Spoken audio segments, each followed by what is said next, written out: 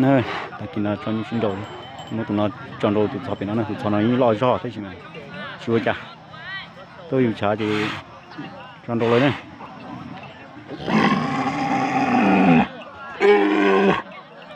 chúc vào đây luôn cho nó vậy đều được khơi lại thế nào nào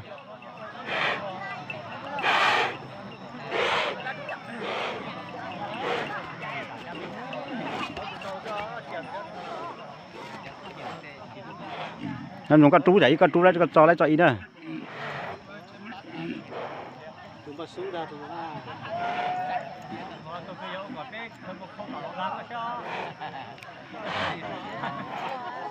ta thấm mà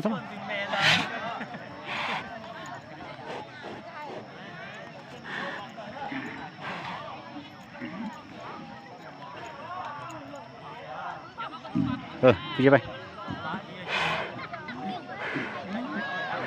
đó này tụi tôi cùng này này chỉ ra có tụi cùng mà cái có tụi nó nè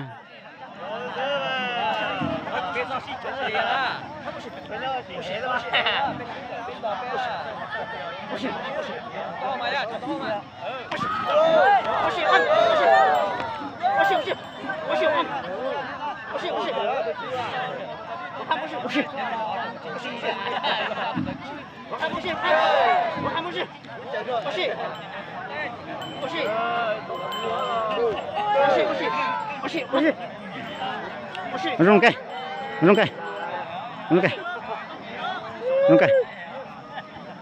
thắt chỗ nữa dạ tao nó chỗ suy xía tao nó chỗ tôi càng lúc tôi hấp ok ngắt tụi mà nhiều cú bảy giờ sẽ chuẩn gì tàu play chuẩn play chút tê thở tôi thấy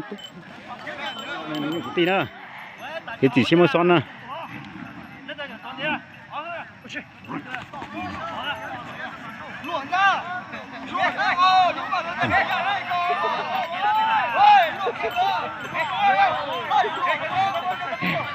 lười ăn điều nữa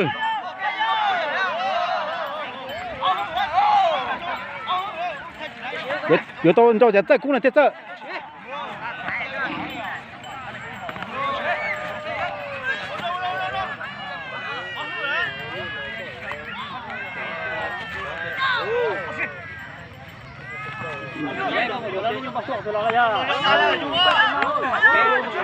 thân chủ rồi.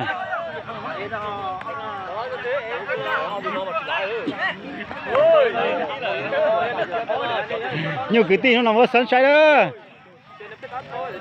Tu sắt xì tao nói tu đỡ rồi tao nói cái lồng tu này. Muốn chụp phỉ vậy son rồi. Tu lo xía hả?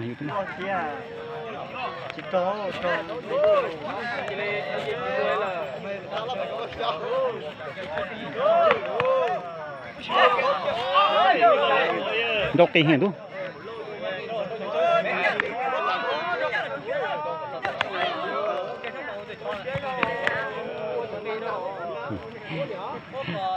Chuyện gì đó tôi là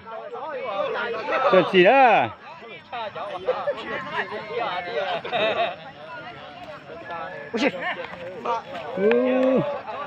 cô đi coi thích chuyện nó mi tú ơi cô đi coi thích chuyện nó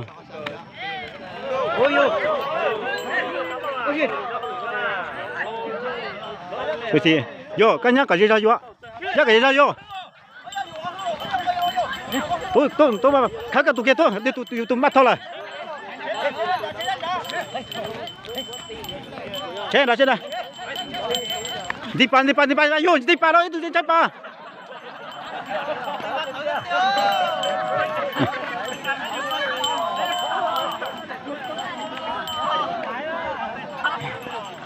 tụi tao như món rồi này như cháu như vô lim gì rồi chỉ nhau này